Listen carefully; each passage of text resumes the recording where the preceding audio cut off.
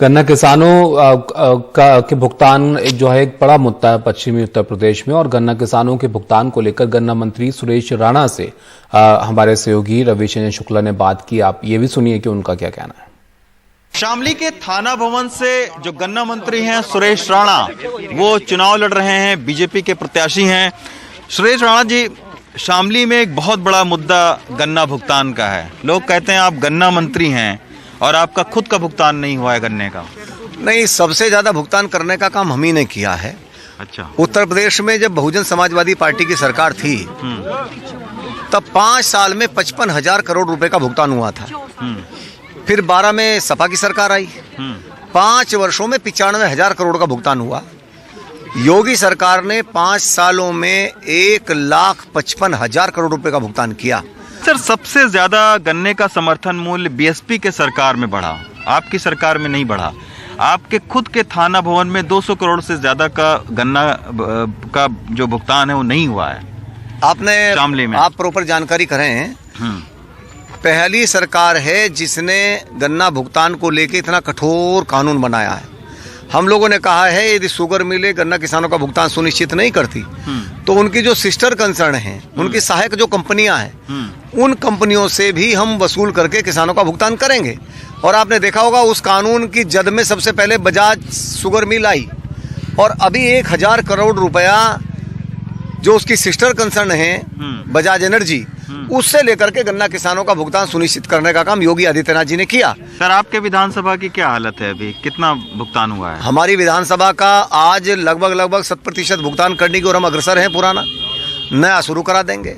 अभी शामली में आज ही कितने दिन का है आज प्रधान जी? शामली 22 अप्रैल तक। 22 अप्रैल पिछले साल। अरे भाई, ये तो साल का पूरा साल चलता था सीजन में। 2 साल का चलता था। 3 साल के भुगतान के लिए धरने होते थे। अभी लेकिन जब 56 लोगों की सरकार ने कहा था 15 दिन के भीतर, 14 दिन के भीतर भुगतान होगा। प्रधान जी खुद कह रहे हैं उत्तर प्रदेश में 94 शुगर मिले 14 दिन के अंदर भुगतान कर रही हैं। ये जो बिगाड़ा है सपा बसपा ने खेल, उस सपा बसपा के बिगड़े खेल को सुधारने में हम लोगों ने पूरी ताकत लगाई और उसी का परिणाम है वो बेईमान मिल बंद करते थे। 21 चीनी मिलें बंद की। थाना भवन में सर क्या अभी मिल पर कार्रवाई हुई, मुकदमा दर्ज हुआ, लेकिन उसके बावजूद पैसा नहीं दे रहे हो किसानों का पूरा? मुझे ज्यादा जानकारी है आपसे, आपको मेरे से कम जानकारी है। कार्रवाई भी हुई है, भुगतान भी हो रहा है, और कानून की जद में ला करके उसको जब्त करके उसका पैसा भुगतान भी करा दे। अच्छा सुरेश राणा जी, एक आपकी पार्टी बहुत ज्यादा मुद्दा उठा रही है, सांप्रदायिक ध्रुवीकरण के केसेस जो दर्ज हुए हैं उनके ऊपर उनका कहना है कि समाजवादी पार्टी के तमाम सारे उम्मीदवार जो है वो हिस्ट्री शीटर हैं, उनके ऊपर केस दर्ज हुआ है। आपके ऊपर में भी तो केस दर्ज हुआ था, तो ये क्यों मुद्दा बार बार आपकी पार्टी उठा रही है? नहीं, हमारे ऊपर जो केस दर्ज हुआ था वो किसी से छिपा हुआ नहीं है। क्यों हुआ था? इसी शिव चौक पर, जो शामली का शिव चौक है, इसी शिव चौक पर एक धरना था। बाबू हुकुम सिंह जी और मैं दोनों बैठे हुए थे, और बैठे इसलिए थे कि एक हमारी बच्ची के साथ दुराचार हुआ था। हम लोगों ने एफआईआर की बात की, सपा की सरकार थी, एफआईआर नहीं हुई। उसके विरोध में जब हम लोगों ने धरना शुरू किया तो लाठीचार्ज हुआ, लाठियां भी पड़ी और साथ में झूठे मुकदमे भी पड़े। यही सपा का चरित्र है। यही समाजवादी कानून सर आपके ऊपर में लगा, दंगों को लेकर आप जेल में रहे। यही समाजवादी पार्टी का चरित्र है, झूठे मुकदमे कायम करना। अभी आपने राष्ट्रीय सुरक्षा कानून की चर्चा की। एनएसए लगा।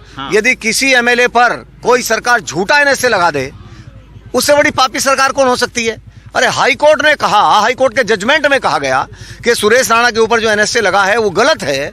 किस आधार पर आपने एनएसए लगा दिया? और माननीय हाईकोर्ट का मैं सम्मान करता हूं, उनके फैसले से वो एनएसए हटा, उन्हीं के फैसले से जमानत हुई।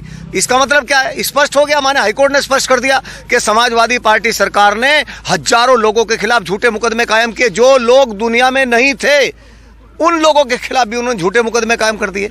उन लोगों को भी नामजद कर दिया। बाद में समाजवादी पार्टी के भी तमाम सारे नेताओं के ऊपर में मुकदमे कायम हुए, वो भी कल को यही आरोप लगा रहे हैं कि हमारे ऊपर झूठे मुकदमे। यदि उनके भी आरोपों को हाईकोर्ट कहेगा कि झूठे मुकदमे, तो हम स्वीकार कर लेंगे, लेकिन उनके सब के आरोपों को हाईकोर्ट ने भी स्वीकार किया है और तमाम कोर्ट ने स्वीकार किया है। अच्छा, एक अंतिम सवाल सर, किसान आंदोलन में आपकी बहुत आलोचना हुई, आपकी सरकार की आलोचना हुई, साल भर तक किसान बैठे रहे।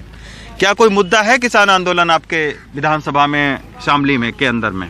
हिंदुस्तान का नाम रोशन करने वाले दुनिया के सबसे लोकप्रिय नेता नरेंद्र मोदी, भारत के प्रधानमंत्री। साल भर बैठलवा दिया। संवाद करने में देश की आजादी के बाद सर्वाधिक संवाद करने वाला नेता कोई है तो नरेंद्र मोदी है। एक एक व्यक्ति से संवाद किया, फिर भी साल भर बैठे रहे किसानों मैं से संवाद नहीं हुआ। मैं आपसे पूछना चाहता हूँ 18,000 गाँव में बिजली पहुँचाने का काम किसने किया?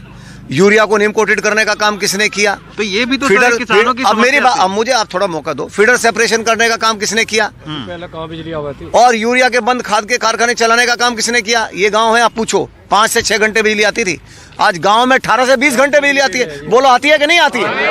अब सुनो ना, सुन रहा होगा सब। नहीं वो तो सुन रहे और हैं। ये गांव जो है, मैं हाँ। दूसरी बात और बता दूं, जिस गांव में हम खड़े हैं इसमें 90% आबादी अल्पसंख्यक समुदाय की है। नहीं, अब बढ़िया है। इनकी आवाज बता रहा हूं। देखिए, इसीलिए आपको चुना गया है कि आप ये सारे काम करवाएं। इसीलिए आपको सत्ता में लोग ये सारे लोग लेकर आए हैं। मुसलमानों ने भी वोट किया होगा आपको, मुसलमानों ने भी वोट किया होगा। सबका साथ सबका विकास। लेकिन जो इस साल भर सड़क पर बैठे रहे किसान, और साल भर के बाद में सरकार को याद है कि ऐसा प्रधानमंत्री मैं धन्य हूं कि ऐसा प्रधानमंत्री देश का है। सतपाल मलिक ने आलोचना की कि सरकार बातचीत नहीं कर रही, किसान आप ही के पार्टी के हैं, वो राज्यपाल आप। अच्छा देखो, मैं आपको लाइव वो कराता हूँ। ये सारे किसान भाई खड़े हैं। किसान ने जिनकी एक मिनट बोलो भाई, कानून व्यवस्था बेहतर हुई है कि नहीं हुई है? बेहतर सड़कें बनी है कि नहीं बनी है? सुरक्षा मिली है कि नहीं मिली है? अब मैं नहीं बोल रहा, जनता बोल रही है। 25वीं बार, और मैंने कहा कि 90% अल्पसंख्यक आबादी का गांव है।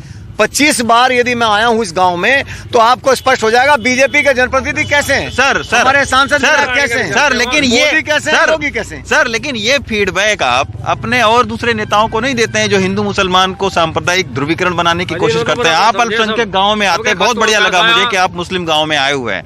ये बात आप फीडबैक अपने दूसरे नेताओं को नहीं देते हैं कि सांप्रदायिक ध्रुवीकरण? सबसे बड़ा नेता कौन जो कह रहा है? सबसे बड़ा नेता जो है वो बोल रहे हैं सबका साथ सबका विकास। फिर बचती क्या है? मोदी जी के बाद बचता क्या है? मोदी जी ने कहा सबका साथ सबका विकास। बाकी आपके मुख्यमंत्री कहते हैं कि भाई ठोकेंगे, ये करेंगे। नहीं, बिल्कुल ठोकेंगे। मैं कह रहा हूँ, मुख्यमंत्री नहीं कह रहे, मैं कह रहा हूँ ठोकेंगे। हाँ। गुंडागर्दी धर्म के आधार पे नहीं होती। जो गुंडा है, अभी मैं जा रहा था, यहाँ से निकला हुआ कैराना है, एक अमरूद बेचने वाला मुस्तकीम, मैंने कार से उतर के उससे पूछा अब कैराना कैसा है, तो मुस्तकीम बोलता है अब योगी है तो मैं 12 बजे तक अमरूद बेच सकता हूं, योगी नहीं थे तो 6 बजे कर्फ्यू लग जाता था। जब मुस्तकीम का इतना विश्वास योगी पर है, इसका तो मतलब सांप्रदायिक ध्रुवीकरण फिर क्यों आपकी पार्टी करवाने की कोशिश में रहती है? हम कह रहे हैं सबका साथ सबका विकास, कानून व्यवस्था सुदृढ़ करके विकास के साथ आगे बढ़ रहे हैं। लेकिन तुष्टीकरण किसी का नहीं है, तुष्टीकरण के आधार पर फैसले नहीं है। अब इतने सारे लोग खड़े हैं, अनाज गांव में मिलता है तो नाम पूछ के नहीं मिलता, कोई योजना चलती है लेकिन तो मुसलमानों को एक भी टिकट नहीं दिया बीजेपी ने। वो फैसला संगठन का हम लोग करते हैं। संगठन में बड़े बड़ी जिम्मेदारियों पे हमारे तमाम वर्गों के लोग हैं। हमारा मंत्री है भाई, आप हमारे मंत्री का अपमान कर रहे हैं ऐसा बोल के। हमारा मंत्री है, हमारा मित्र है। और रही दूसरी बात, हम काम के आधार पर आगे बढ़ना चाहते हैं। और जो आपने ठोकने की बात कही, अरे जो गुंडागर्दी करेगा, लोगों का शोषण करेगा, तो कोर्ट फैसला करेगी। कोर्ट फैसला करेगी। ठोको का मतलब, अरे भाई ठोको का मतलब क्या? ठोको का मतलब ये ना तुम तमाम लोगों को पुलिस पकड़ करके जेलों में ठोकेगी, कोर्ट फैसला करेगा। ठोको का मतलब क्या? एक इनकाउंटर को आप बढ़ावा दे रहे हैं कि सड़क पर फैसला हो। यदि आपको लगता है ठोको का मतलब वो है तो आप स्वतंत्र हैं।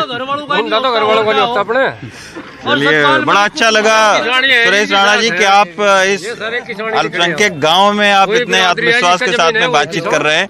हम उम्मीद करते हैं कि आपसे ही सबक लेकर और भी दूसरे आपके पार्टी के नेता सबका साथ सबका विकास में भरोसा जताएंगे, क्योंकि देखा यह जा रहा है कि सांप्रदायिक ध्रुवीकरण की आग जो है वो लगाने की कोशिश इस विधानसभा चुनाव में चल रही है। बहुत बहुत धन्यवाद आपका। सुरेश राणा जी। शामली से सुधीश कुमार राम, शाहनवाज के साथ रवि रंजन शुक्ला, एनडीटीवी इंडिया।